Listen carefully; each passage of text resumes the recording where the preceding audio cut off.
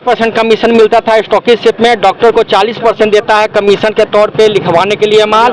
मैंने विरोध किया और विरोध करने के एवज में मेरा टेक्निकल फॉल्ट करके बंद कर दिया। मैं मुंबई में गया, कई बार मिलने की कोशिश किया, लेकिन टेक्निकल फॉल्ट करके उन्होंने हमको नहीं खोला, बल्कि बोला कि आप क्रिमिनल हैं। इस कह के सर हमको नहीं खोला गया।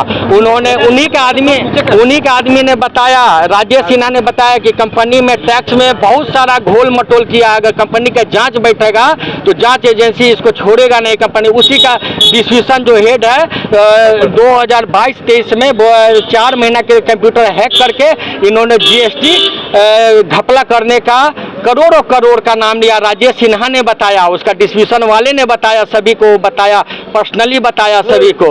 यही मामला है सर, हमने विरोध किया। हम मांग करते हैं कि मेरा सप्लाई किया जाए, जो हर्जाना है हर्जाना दीजिए, मैं केस विड्रॉ कर लूँगा। मेरा जो स्टॉकिस्ट जो मेरा पेट पे लात मारा है, मेरे रेगुलर सप्लाई किया जाए। और हमारे सर रोजी रोटी पे सवाल उठ गया, हमको दुकान में बदनाम किया गया है।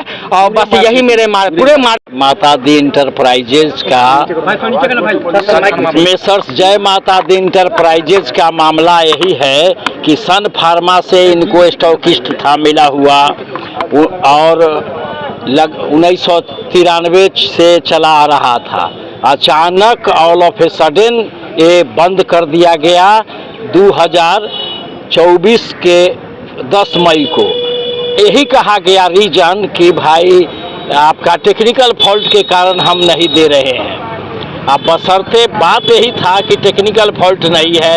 जब हमने अधिवक्ता नोटिस, लीगल नोटिस उन पर सर्विस किया तो लीगल नोटिस में उन्होंने कोई केस नहीं, और ये सामने खड़े हैं पिटिशनर प्लेंटिफ, और यही हैं जय माता दी इंटरप्राइजेज के प्रोप्राइटर। इनको कहा गया कि आप चोर हैं तो आप क्रिमिनल है, क्रिमिनल एक्टिविटीज में इन्वॉल्व रहते हैं। जबकि हमने मांगा कि कौन सा इन पर केस है, तो कोई केस का हवाला उन्होंने नहीं दिया, आज तक नहीं दिया। फिर लीगल नोटिस भेजा, लीगल नोटिस का जवाब आया, जवाब के बाद हम लोग रिज्वाइंडर किए, रिज्वाइंडर के बाद भी कोई ठोस सबूत नहीं आया। तब जाकर हम लोग मनी सूट 5 करोड़ 10 करोड़ जो भी होता है बनता है, इसका 50 करोड़ तक जा सकता है जितना दिन हर्जाना है। और इनको all of a sudden supply करना बंद कर दिया, जबकि ट्रेड और बिजनेस का हनन है, मौलिक अधिकार का हनन है। और इनका जो ड्रग्स एंड कॉस्मेटिक में जो लाइसेंस मिला हुआ है उसका है सब चीज का कि लाइसेंस जिसको ग्रांट है वो भारत के किसी ऑल ओवर इंडिया के कोने से दवाई ले सकता है। कुछ कमीशन की भी बात आ रही थी वकील साहब। हाँ, कमीशन की बात आ रही थी इनके साथ 10% का। हाँ, डॉक्टर के 40% और 40% ऐसा कमीशन का बात है। ये दवा का ये नाजायज खोरी है और कुछ नहीं था। इनके साथ इतना बड़ा घपला किया, इसलिए इनका आज डेट था, आज तारीख था, और इन पर सब जज 4 के यहाँ केस रजिस्टर था। उनका तरफ से वकील साहब अधिवक्ता हाजिर भी हुए हैं। अगली तारीख पड़ा है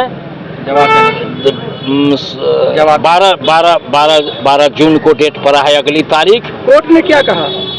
कोर्ट का निर्णय यही हुआ है अभी कि भाई आज ही अपीयर हो रहे हैं, इनको एक समय दिया जाए, इसलिए समय मिला है इनको। लेकिन इस बीच में इनका सारा गोविंद मित्रा रोड के प्रोप्राइटर हैं, जय माता दी के नाम से जाने जाते हैं। इन पर झूठा आरोप रच करके और बदनाम करने की कोशिश से, ताकि इनका मार्केट से पूरे बिहार, बंगाल, यूपी सब जगह के इनका ट्रेड और बिजनेस खत्म कर दिया। अपना परिचय बताइए। हम रामशंकर दास अधिवक्ता पटना उच्च न्यायालय। यहाँ तक कि जब मैंने नोटिस दिया था तो यहाँ तक भी कहा गया था कि वकील साहब पर भी केस बनेगा कि क्यों भेजे नोटिस, जबकि एडवोकेट एक्ट में क्लियर है कि हम किसी को नोटिस दे सकते हैं। लेकिन जब नोटिस का जवाब ठोस सबूत नहीं आया, ठोस जवाब नहीं मिला, क्यों बंद किया, कौन सा क्रिमिनल केस था, नहीं सब सबूत दिया, तब जाकर मनी सूट इन पर डैमेज के साथ कर दिया गया है कि इनका माल आज तक सप्लाई नहीं करके बेचारे रोड पर हैं और इनको चोर कहा जा रहा है। इनको कहा जा रहा है कि आप क्रिमिनल एक्टिविटीज रखते हैं, आप गलत, लेकिन आज तक कोई केस नंबर नहीं दिया कि हिंदुस्तान के कोई के नाम केस भी है।